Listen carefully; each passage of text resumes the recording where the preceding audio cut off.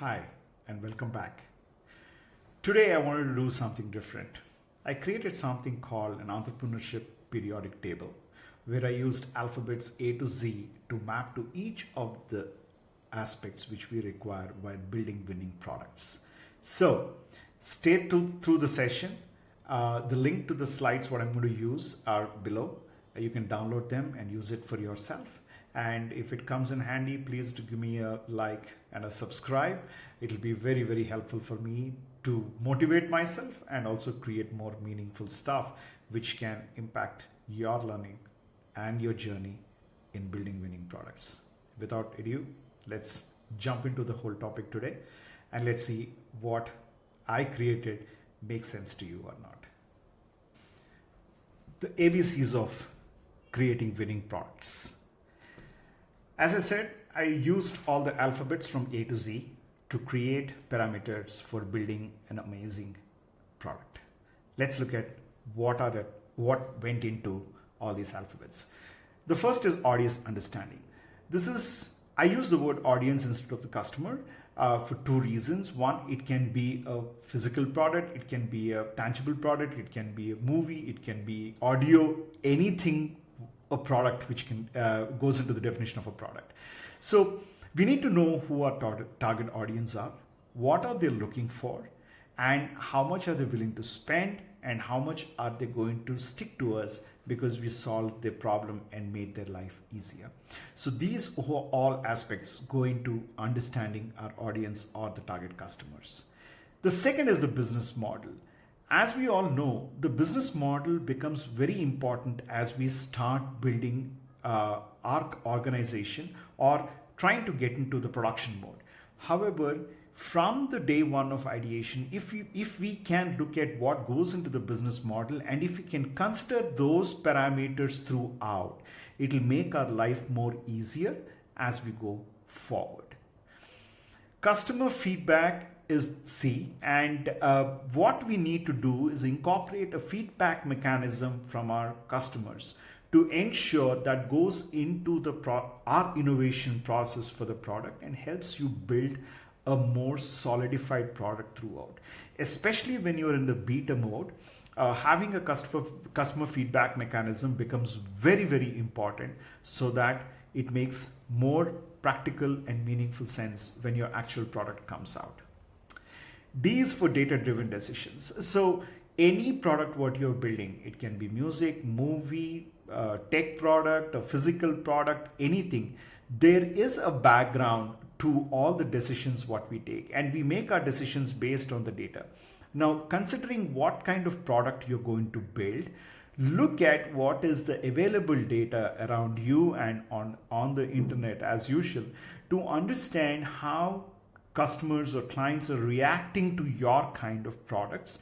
And if you don't find a product close to what you're trying to build, then build a mechanism into the beta platform or product or whatever it is you want to call, so that you have those data points to make the decisions for you to bring out a meaningful product. E is for execution. Execution is the key. No amount of planning can match the execution part. I'll give you my live example. I have been planning this YouTube channel to revive my YouTube channel for over 2 years now. It was always in the planning phase. And finally, when I decided last year, December, even then it went into planning mode. I wanted to have few things ready before I moved on. But come July, I said, I'm going to jump in. But now I have a plan which is more compact and a quarterly plan to start working on. So I just gave this example for you to understand how important execution is. So I'm now doing my videos, I'm putting them. It takes its own time, that's okay, but I have started. Features are very, very important for any product. What kind of features does your product give? What kind of features are your competition giving? How are you better than your competition? These all needs to go into it. But if you're building a feature-rich product from day one, let me tell you, it becomes very expensive from a time and money standpoint. Rather, design as many goals or as many features you require for your product and start mapping them to each of the releases. And one day you will have the final product coming in. So ensure you have your features mapped to your business goals so that your expense and the time is not being wasted at any point of time. G is for go to market. You need to practice how you will introduce the product into the market. You want to introduce, or through radio you want to introduce, or through a banner you want to introduce, to a pamphlet you want to introduce, the various ways you want to introduce your product into the market. So the way you do the communication makes a mark. The first sale happens through your pitch to the end user, how you're solving the problem in a cost-effective way, meaningful way, whatever it is. Very, very important. Have your go-to-market strategy ready before you jump in and start selling your product at a full-fledged rate. Hand it off to the team. So as you grow in the organization, or your organization grows, as long as you're a single member, even I'm a one-person company when I started, but now we have a team. But there will come a time where you have to give it off to your team, but have control of what you're giving and how they're executing it. So that becomes very important, and set up meaningful communication channels between all your team members to ensure everybody is in sync, what needs to go out, what needs to fix, what is the build going to happen. All this information is absolutely streamlined. I is for innovation. Many of us think innovation comes later when you're building the product. No. Innovation happens from day one you have the idea. So your idea is coming from an innovative thought.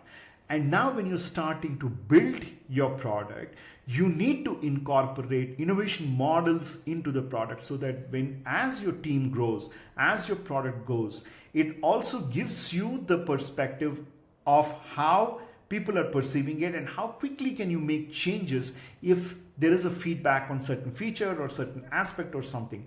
And the biggest advantage when you build an innovation model into your organization is you have no idea where is the next big feature coming from your team members. It becomes more easier. So ensure you build innovation models to stand out in the market for yourself and also for your product. Journey mapping. Journey mapping is important when you are selling any product. How does the product traverse in the hands or in the minds of your target customer? That's very important.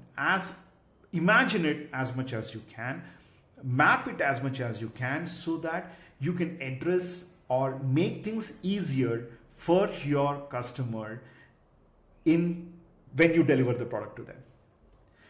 Key performance indicators are very, very important. So let's be practical. Yes, we are building an amazing product, amazing platform, amazing software, whatever it is. But monitoring it with your KPIs is very important. I'll give you another example. The YouTube channel, when you start building a YouTube channel, one of your KPIs, what YouTube looks at, how is the channel growing, right? And it becomes very important if you want to monetize. They have KPIs. If your videos should be coming more on the algorithm, there are different KPIs. So they look at different KPIs for your product. So the YouTube channel is a product itself, and I have to figure out what are my key performance indicators for my channel so that I can meet YouTube channels so that it can go forward.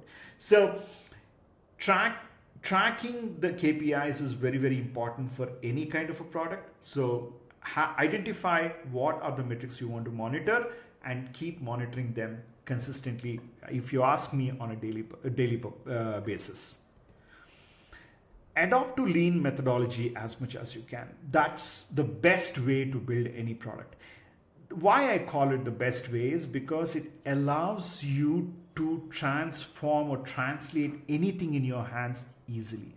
If you're doing it in a bulk way, it becomes tangled and it becomes complicated. But when you're going lean, it becomes easier for you to make changes to whatever you want to make.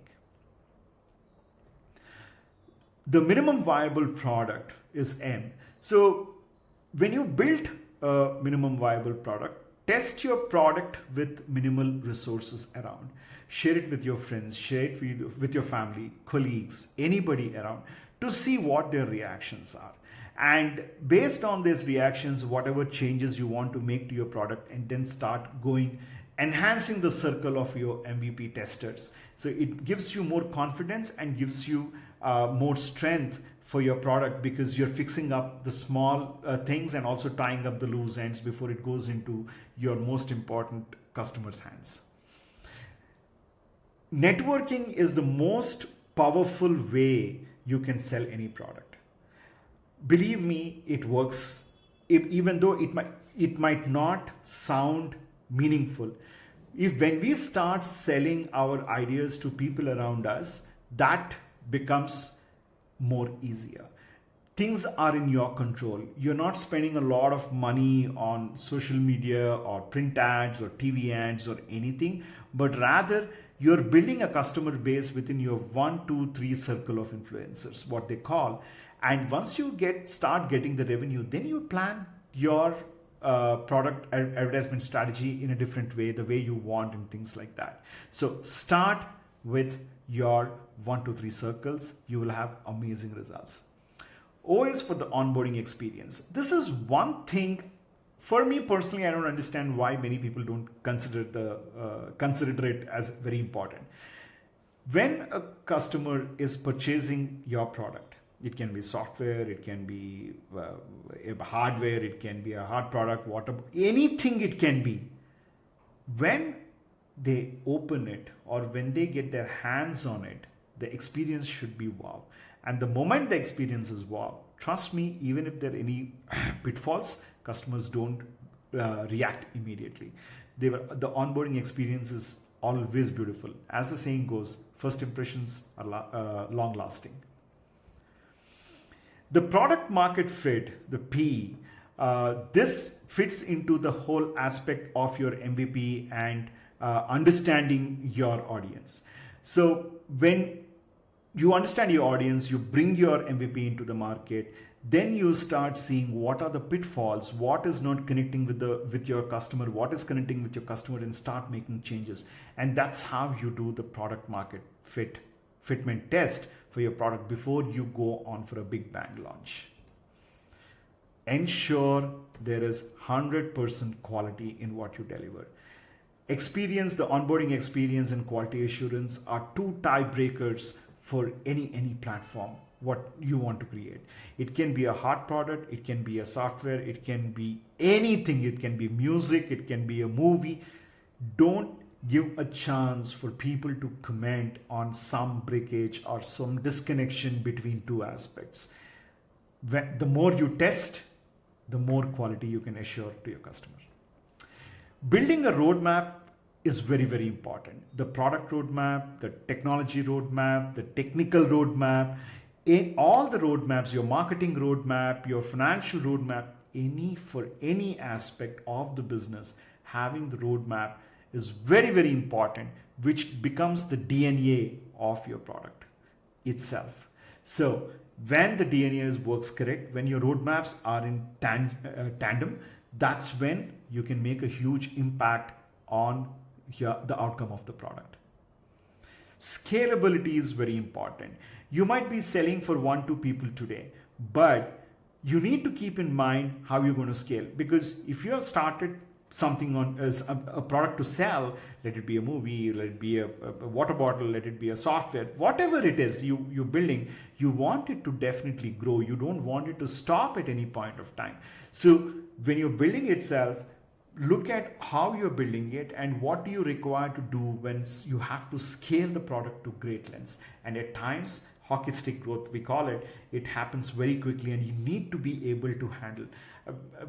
There is a fantastic example which I shared in one of my earlier videos.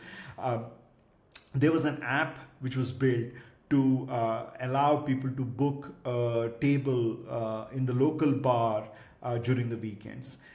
Everything went well. They did the MVP. Everything went well. But when the day it came to launch and when they were showing it to the investors, that day the tech failed completely. So this is an example which I shared earlier. So scalability is very important. You need to focus on how can you manage large clientele at one point of time. I have stressed enough on QA, and now I'm stressing enough on testing. So why I had these two different, Q for quality assurance and T for testing. Quality assurance is a little different from testing. Testing is trying to break your system in any way.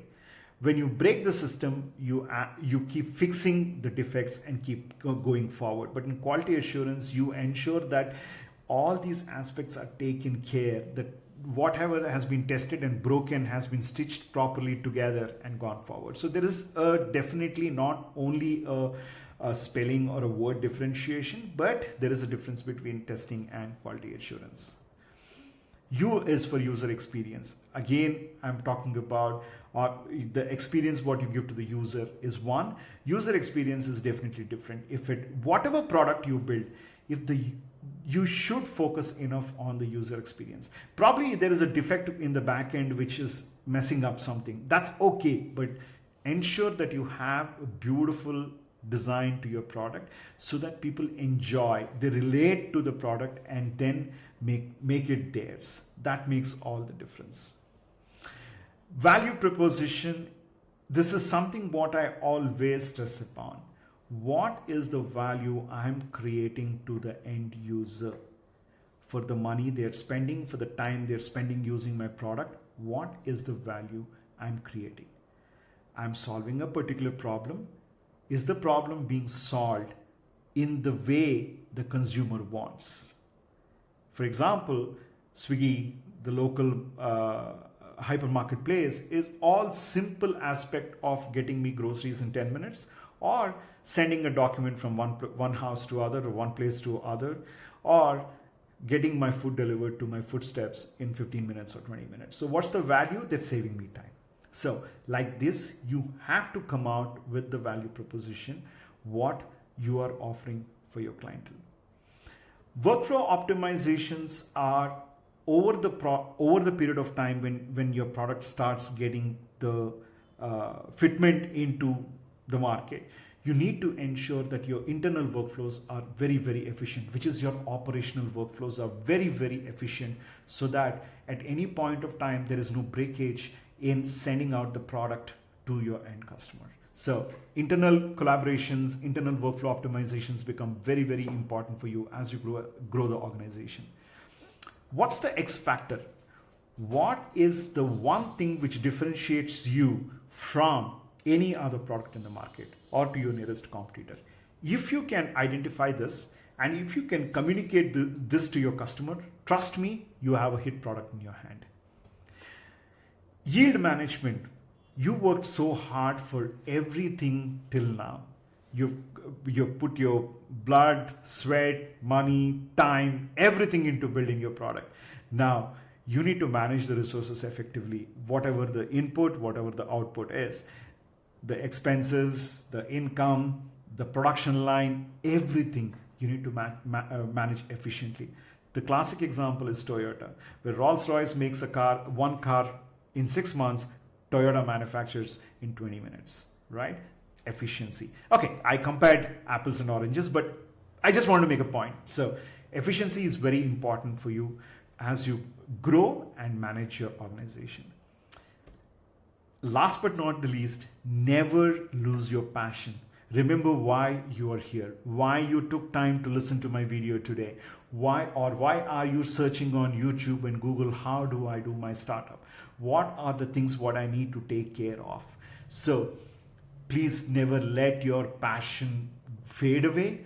That's what will take you to the last step. But if you see from A to Z, I never used money or investment as an important aspect in these alphabets. I was there, money was there, I used it for something else, but not in the periodic table. There is a reason why I didn't do that.